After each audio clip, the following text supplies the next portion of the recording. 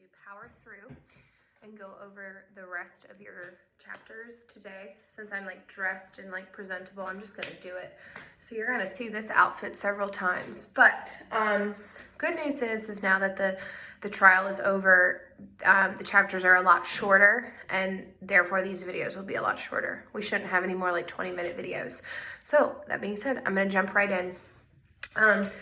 So this video is covering chapter 23 and 24. So remember, we left off with chapter 22.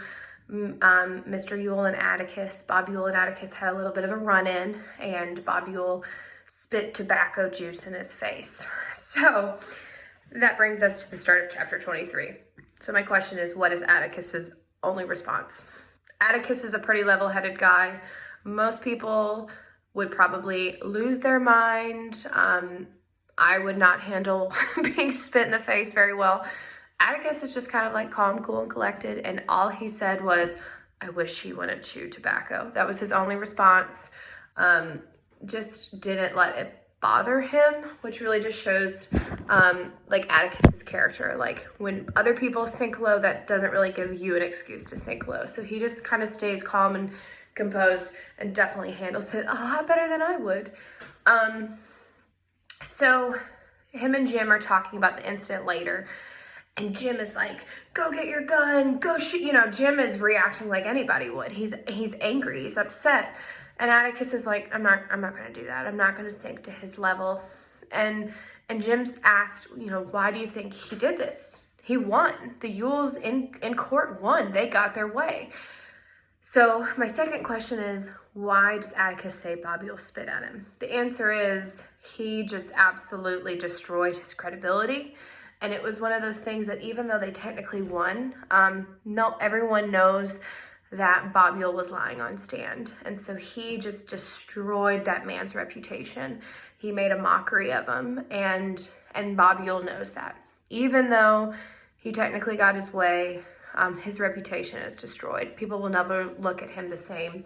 And so Atticus made a mockery of him, basically is what happened, and Bob Yule's not happy about it.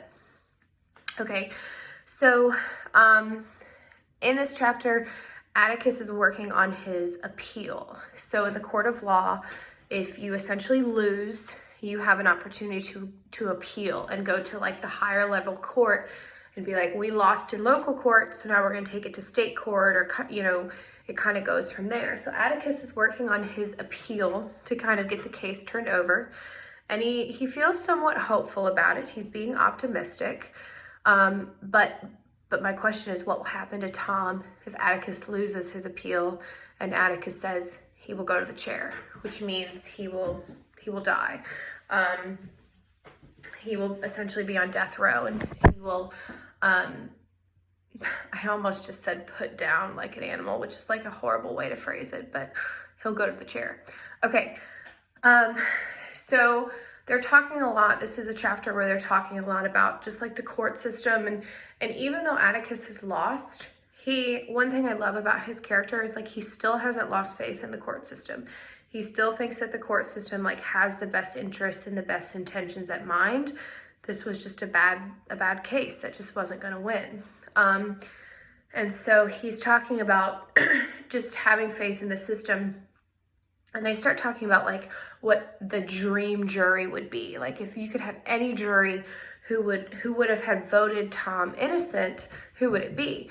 And Jim said Miss Maudie, and Atticus says, well, she can't be on it. And I ask you all why. It's because she's a woman.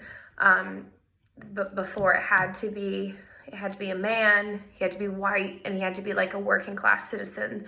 And so it really, really narrowed the pool of people that they could pick from. So Miss Maudie could not be on it simply because she was a woman.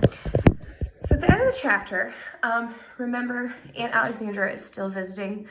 And Aunt Alexandra, I don't think she's a bad character. She gets a bad rap, and every year people hate her and don't like her. I don't think she's a bad character. I think she was a woman who was raised in a different time, and she's having a really hard time sort of like adjusting to modern views. And so while it's really easy to hate on her, I think it's hard for her to kind of accept like the new world. So it's summertime, school is about to start, and this is your last question. I ask you all, Scout wants to start inviting a classmate over for dinner, but Alexandra does not think it's a good idea. What classmate are they referring to? Scout wants to start inviting Walter Cunningham over. So remember Walter from the very, very beginning of the book. He was the poor little maple syrup child. We also know his dad has been kind of a minor key player in the case. He was there the night that Atticus was almost harmed at the courthouse, or at the jailhouse, I'm sorry. So Scout wants to start inviting Walter, and Aunt Alexandra's like, oh, no, absolutely not. And Scout's like, why? He's really nice. I really like him. And Aunt Alexandra is like, I'm sure he is nice. That has nothing to do with it. But then she refers, Scout's kind of like, well, why can't he come over? She's sort of dragging it out. And Aunt Alexandra is like, well, because he's trash and we are not supposed to mingle. So Aunt Alexandra still has a very kind of old school view of life. So that's all for chapter 3. Then we have chapter 24. Okay, stuff goes down in chapter 24. If you've read it, things don't end well. So my first question is, what group comes over for lunch and tea during this chapter? It is Aunt Alexandra's Bible study is essentially what they are. It's her missionary group, so they're having Bible study. So they come over during the day. Atticus is not home, and they never mention Jim. I get the impression he's somewhere else. So Cal is there serving them. It's a group of ladies, and then Scout is there. And all the ladies are dressed up really nice. And Calpurnia is serving them, and even Scout has to put on a dress. And so I ask you all to make an inference. Based on the conversations Scout overhears from the ladies, what do you believe is their general opinion about the trial and Tom Robinson? Not good. These are women who are very behind in the times, kind of how I was literally just describing Aunt Alexandra. Again, I don't think they're bad women. I think they're women that are having a really hard time coming to accept that everyone in this world is created equal. And they are products of the way that they were raised. So I don't think that these women are just horrible women. Sorry, my phone keeps sliding. I think they don't know any different. And it's hard for them to learn this new way of Atticus's thinking where everyone deserves a chance. But they're talking pretty nasty about the whole trial and the whole situation. And so we can infer, not good. They are like, he's guilty. He was guilty. It was the right decision for him to be guilty. Case closed. Nothing else needs to be discussed. So in the middle of their meeting, Atticus comes home in the middle of the day, which is kind of weird because he would normally be at work. And he's like, evening late or good afternoon, ladies. And he asks to speak to Cal in the kitchen. So Aunt Alexandra and Scout sort of follow him in, and he delivers news that Tom has been shot.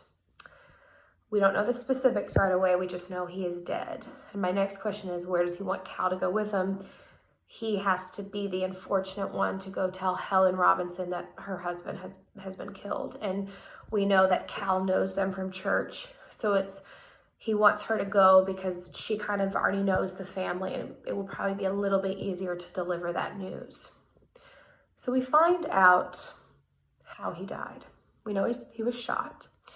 We find out that he was in the prison yard. They were having their daily recess outside time. And he decided to take chances in his own hands. He decided to book it and attempt to jump over the fence. And it's said that if he, remember he has one hand and arm that's essentially useless. It's said if he would have had 2 good arms, he would have made it. He was moving so fast. But he decided that he did not want to risk the appeal, and he just decided to go for it. He felt like either he was going to die or he was going to spend the rest of his life in prison, and decided to take matters into his own hands. So he runs and starts to climb the fence of separating prison from the rest of the world. And the guards shot 2 shots in the air to kind of warn, you need to stop. We're going to shoot you if you don't stop. So there were 2 warning shots. He kept going. Then they shot him. And my next question is, how many bullet holes were found in Tom Robinson's body? The answer is 17. So I want you guys to think about this for a second. And this is where, like, if we were together, I normally will do some sort of journaling prompt. Keep in mind, if he's climbing the fence and I'm a guard and I'm behind him, they're shooting him from the back. So he gets shot 17 times in the back. Now, it doesn't take a lot of bullets to stop someone. If you get shot once and it doesn't necessarily kill you, it's going to slow you down. It's going to hurt. It's going to stop you. It does not take 17 bullets to kill someone or to stop someone. Keep in mind, their goal wasn't necessarily to kill him. It was to stop him. They shot him 17 times. Way over excessive. It doesn't take 17 times to stop somebody. At that point, he was probably dead and they were just shooting. So I want you guys to think about that. If we were together, like I said, we would have done some sort of journaling prompt of, what does that say? That 17 times they were just unnecessarily shooting at this corpse is basically what it was. So not good. My last question of chapter 24 is, how does Aunt Alexandra return to her group of ladies after hearing the news? So, they're all in the kitchen. They just hear this horrible news. All her friends are like in the living room waiting.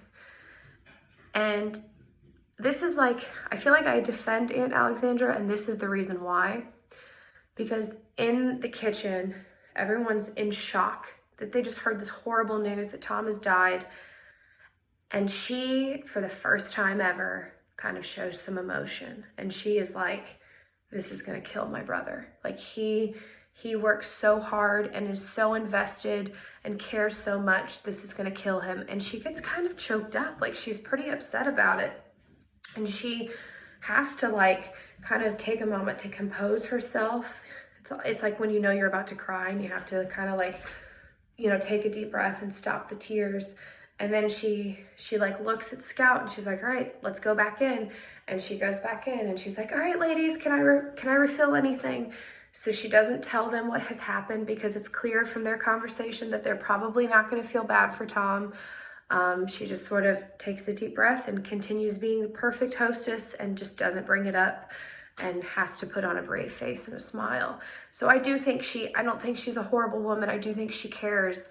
And I think she is very slowly starting to come to sort of Atticus's understanding about how the world works.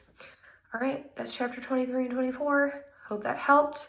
I'm going to come on here in a second and do our next few chapters. So we're almost done. We're like, I don't even know, 40 pages away from being done, and the end flies by. All right, thanks for watching, guys. Bye.